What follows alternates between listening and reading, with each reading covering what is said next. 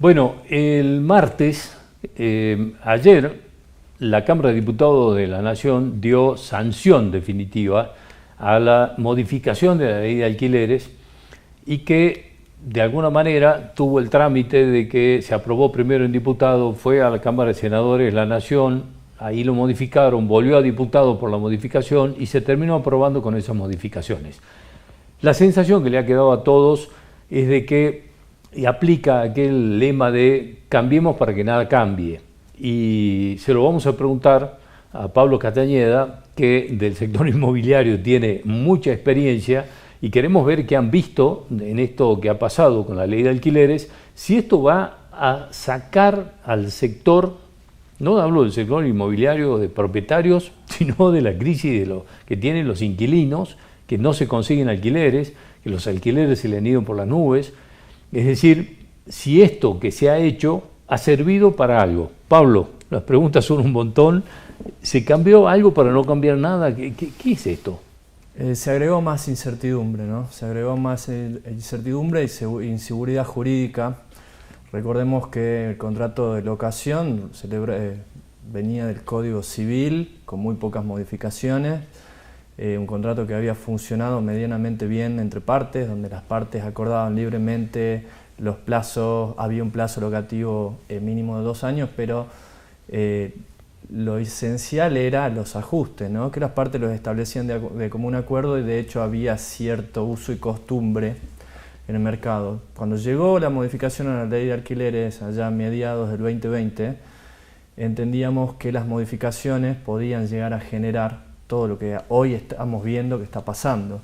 Veíamos que un contrato de locación de 3 años, si bien desde la óptica de un inquilino podría ser beneficioso, había que interpretarlo en la dinámica entera del juego. Primero y principal es si una persona hoy en el contexto en el que estamos puede afrontar un contrato de 36 meses, porque recordemos que si el día de mañana el inquilino, el locatario, quiere dejar la locación porque se quedó sin trabajo, porque no le alcanza por el producto de la inflación y la macro que tenemos, quiere rescindir el contrato, tiene que pagar indemnizaciones. Entonces, de alguna manera el plazo de 36 meses no está determinado, va a depender de cada caso, si es beneficioso o es perjudicial para los inquilinos. Por supuesto que un plazo más largo lo que busca es que el inquilino tenga una barrera de acceso menor, ¿no? De que no sea cada 2 años, que sea cada 3, pero sumado en el contexto en el que estamos, hay muchas personas que se preguntan si va a poder afrontar un plazo locativo de 36 meses en las condiciones que hoy está dando.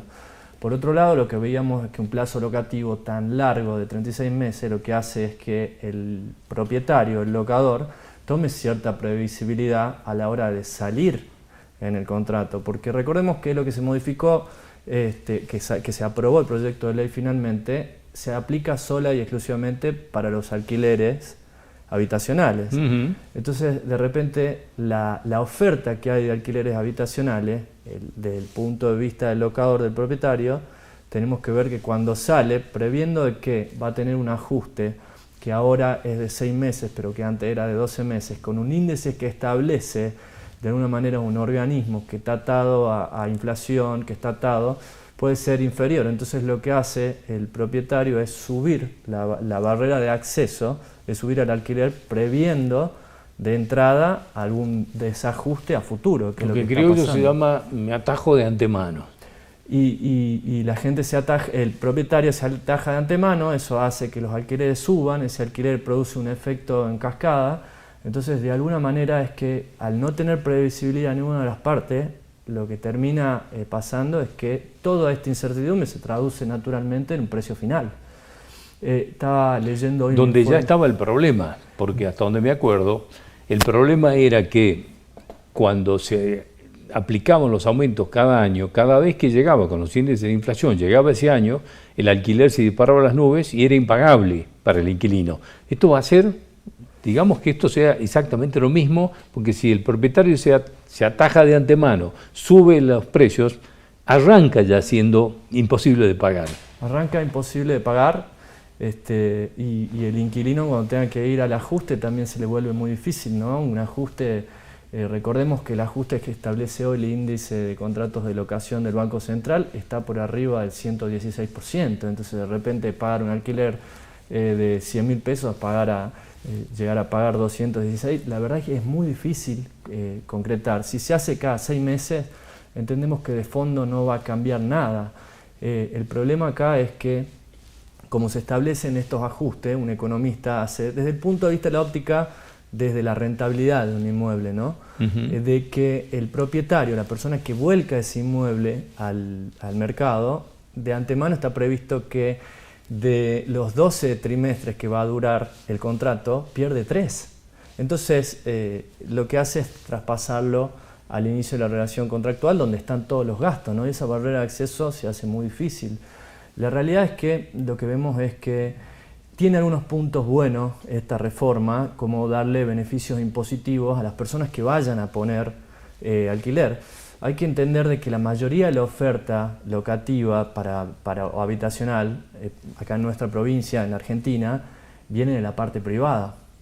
Y eso produce que el gobierno tiene que darle un incentivo, y es uno de los fines que buscó esta reforma, y que le da algún incentivo fiscal al propietario, al locador. En el caso de los monotributistas, pueden no pagar monotributo teniendo hasta 2 unidades. En el caso de los responsables inscriptos, quien tenga que pagar impuesto a las ganancias, le permite deducir hasta el 10% del impuesto que venga de locaciones. Y por último, hay exenta una propiedad que esté en locación de los bienes personales. La verdad que es algo positivo desde el punto de vista de que haya más oferta, o un incentivo que haya más oferta. Pero en los hechos reales no entendemos que se vaya a producir, ¿no? El tema es que en la práctica, cuando alguien haga los números y diga, a ver, me conviene, aunque me den todos estos beneficios fiscales, me conviene. No me conviene. Sigue sin convenirle por la dinámica del mercado, ¿no? Teniendo en cuenta que la oferta del alquiler habitacional está en manos privadas, hay que entender que la gente a la hora... Nosotros necesitamos en este momento que haya más unidades volcadas al alquiler habitacional. Entonces necesitamos que haya más personas que compren inmuebles, que adquieran inmuebles para invertirlos y destinarlos al mercado habitacional. Si hay más oferta, el precio va a bajar, naturalmente, con una dinámica de oferta y demanda. Entonces, de alguna manera, la persona que compra, antes de comprar y volcarlo para sacar una renta, se pregunta, ¿es negocio o no es negocio? Vivimos en Argentina, donde está un contrato regulado, donde hay precios regulados de alguna manera, o ajustes regulados, donde va a haber un índice de inflación que tiene un límite, y vamos a tener por otro lado una incertidumbre de cuál va a ser la devaluación. Recordemos que arrancamos el año con un ajuste con un dólar por abajo de los $400. Sí, sí. Y estamos a esta altura hablando hoy, vos y yo, con un dólar de 1.000 pesos. Sí, o sea, y de 1.100 ya sin ninguna y dificultad, de 1.100, digamos, ¿no? Y en julio, a fines de julio, un dólar de 400. Entonces, de alguna manera la gente, y este es el fenómeno que se venía dando, que es una de las modificaciones de la ley, la gente lo que decía, yo no sé cuál va a ser digamos, la devaluación que va a ir, porque recordemos que los bienes inmuebles hace muchos años que se tasan y se comercializan en dólares. Hay una dolarización de hecho, pero es muy difícil para un vendedor salir a vender en peso con los índices de inflación que tenemos. Entonces, al no tener previsibilidad de cuál va a ser la moneda o disparado hace tanto, de repente el propietario que dice un índice de ajuste que sea de un 100, 200% con una devaluación, arrancamos el año con un dólar por abajo de los 400 pesos y hoy estamos a 1.000 y no sabemos si vamos a 1.100. No digo que esto sea lo correcto, pero es la óptica y hay que entender de que necesitamos más unidades habitacionales volcadas. Sí, sí. Y de alguna manera hay que incentivar que la inversión en inmuebles sea rentable en comparación de otras alternativas que tenga una persona, un privado, a la hora de hacer inversiones, ¿no? Porque resultó casi grotesca la imagen ayer de los diputados aprobando esta ley y en la misma portada de los diarios uno veía, se aprobó con modificación de la ley de alquileres, el dólar sobrepasó los 1.000 pesos. Entonces era como una parodia grotesca de una cosa absolutamente irreal, lo que se estaba haciendo con lo que pasaba y lo que pasa en la vida cotidiana. Lo que está pasando en la vida cotidiana es una pregunta que fue muy frecuente estos días, si se podían celebrar alquileres, si podían hacer contratos de alquileres habitacionales en dólares. Porque desde el punto de vista social, por supuesto, del lado del inquilino, ir a hacer un contrato en dólares con este contexto que tenemos es una locura. Hay que ver el abordaje o la óptima que puede llegar a tener un propietario y de que lo vuelque, que no lo retraiga, que no lo saque de la oferta, que lo deje paralizado o que lo vuelque al alquiler temporario, ¿no? Que termina siendo más rentable. Y lo que vemos es que la modificación que se le hizo, que se aprobó ayer en Cámara de Diputados, es que establece que los contratos habitacionales tienen que ser celebrados y publicados y ajustados en moneda de curso nacional. Entonces, lo que vemos es que la ley todavía no está vigente, esto hay que aclararlo, porque la ley todavía no fue promulgada. Se estima que la promulgación de una ley usualmente es 40 días de que es aprobada por el Congreso. No sabemos qué va a pasar, si es que se la va a publicar, se la va a promulgar y se la va a publicar rápidamente. Porque en el medio de esto están las elecciones la próxima semana, entonces nadie va a hacer absolutamente nada hasta saber qué pasa en las elecciones, ¿no? O va a pasar otra cosa, Juan Manuel. Como ahora la ley prohíbe los ajustes en dólares, a partir de que entre en vigencia, mucha gente va a salir a hacer contratos habitacionales en dólares, que recordemos hoy, por la ley no está prohibido, y todo lo que no está prohibido por ley, sobre todo en estas normas de orden público, está permitido. Entonces lo que vemos es que se van a salir a hacer muchos contratos en dólares, hasta la promulgación. Hasta la promulgación que lo va a prohibir. Y después de la promulgación de entrada en vigencia, ¿qué va a pasar? Y entendemos que no sabemos qué va a pasar con las elecciones, cuál va a ser el rumbo económico que tome el país. Entonces entendemos que va a haber mucho stand-by, ¿no? Va a haber mucha gente esperando y eso va a hacer que muchos inmuebles se retraigan y se espere. Y va a haber mucha oferta contenida, ¿no? Oferta que está ahí, pero que va a tener que esperar después de las elecciones. Esto va a hacer que caiga la oferta, la demanda va a seguir, porque la demanda de alquileres es algo natural, no puede ser contenida. Si uno tiene que alquilar ya. Entendemos que va a haber una problemática y tendríamos que ver qué va a pasar, ¿no? Estamos en un escenario de ratos en montaña rusa y de ratos de ruleta rusa, porque es realmente una cosa de una incertidumbre, que voy a con lo que iniciaste, ¿no? La incertidumbre, digamos, esto terminó generando aún más incertidumbre.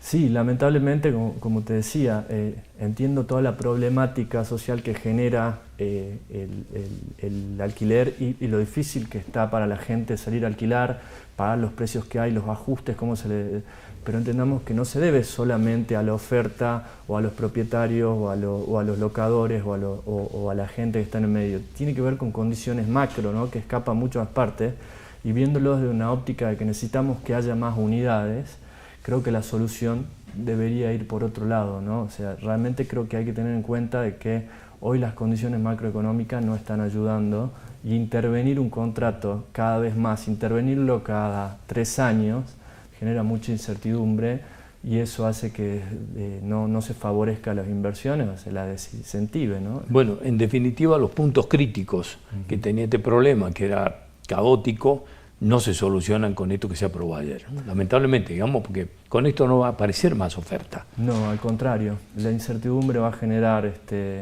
mucha oferta contenida, ¿no? Mucho stand-by, esperemos a ver qué pasa, y eso no va a ser bueno para los inquilinos. Lamentablemente esa es la situación. Entendemos que esta ley... Es el costado, digamos, más delicado, porque es el costado social de esto. Por supuesto. ¿No? Es la parte social de quien no tiene dónde vivir. No, hay mucha gente que no tiene vivir y está recurriendo, ¿viste? A alquilar a 2 familias, 3 familias, personas que se juntan, gente que dilata el irse de las casas de los padres, si es que tienen la oportunidad de hacerlo, ¿no?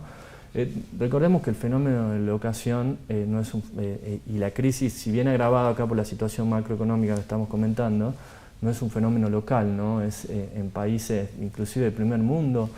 En Nueva York, por ejemplo, hace muy poco el gobierno tuvo que intervenir en el mercado del alquiler temporario, sacando una normativa que prácticamente llegó a imposibilitarlo o a prohibirlo, de hecho, por la escasez que tienen. Hace 4 años en Alemania tuvo que intervenir también el gobierno con el tema ¿no? Es un fenómeno un poquito más amplio que la Argentina, pero acá en Argentina, con la situación macro que tenemos, y particularmente en Salta, donde el mercado del alquiler temporario es un fenómeno de un boom relativamente reciente. Sí. Entre el turismo y la minería, digamos, terminaron por dispararlo, ¿no? El turismo temporario que hace que muchas unidades que antes estaban destinadas al habitacional pasen al temporal, porque es más rentable, y esto es lo que te decía, que hay algunas regulaciones, se está tratando de regular esto para que no sea una cosa que se esté totalmente desregulado, haya una competencia ahí complicada con el alquiler más formal o con las estructuras, ¿no? Y el tema de la minería también, creo que la minería genera, pero genera dentro de determinados segmentos, ¿no? Sí. Un segmento un poco más premium. Creo que acá lo que tenemos que ver es el segmento más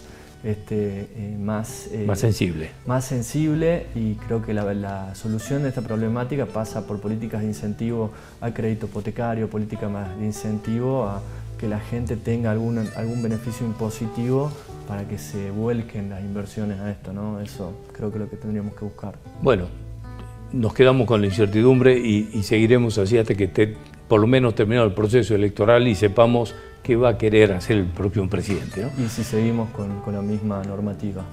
Gracias por venir, Pablo, como siempre, muy amable, ¿eh? Un gusto, Juan Manuel. Hasta cualquier momento. Gracias. En el próximo bloque estamos hablando de los servicios públicos.